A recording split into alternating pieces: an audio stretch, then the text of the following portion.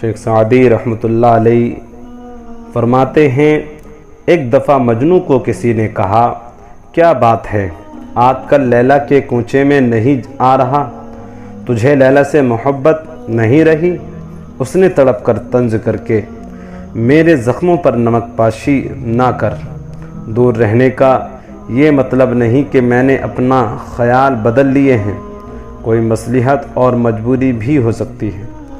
اس نے کہا، اچھا پھر لیلا کو کوئی پیغام دینا ہے تو دے دو، میں ادھر جا رہا ہوں۔ مجنوں کہا، خبردار، میں اس قابل نہیں ہوں کہ لیلا کے سامنے میرا نام لیا جائے۔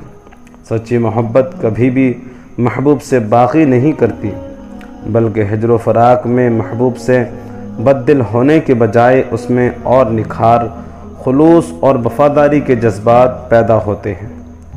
غزوہ تبوک سے پیچھے رہ جانے والے 3 مخلص صحابہ جن کا ذکر قرآن پاک میں ہے، جب ان کا اہل اسلام کی طرف سے بائیکاٹ ہوا تو ان میں سے ایک کو کسی ملک کے بادشاہ نے ہمدردی کا خط لکھا کہ تیرے نبی نے تیری قدر نہیں کی، ہمارے ملک میں آ جا، ہم تجھے بڑا رتبہ اور مقام دیں گے۔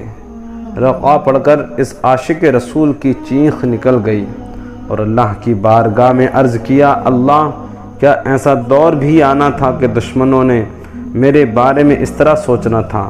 رقعہ آگ میں پھینکا اور قاصد کو کہا، میں تمہاری حکومت کو اپنے نبی کے قدموں پہ قربان کرتا ہوں، اور جا کر اپنے بادشاہ سے کہہ دیں یہ جال کسی اور جگہ پھینکے، ہماری زندگی کا سودا بازار مصطفیٰ میں ہو چکا ہے۔ سبحان اللہ۔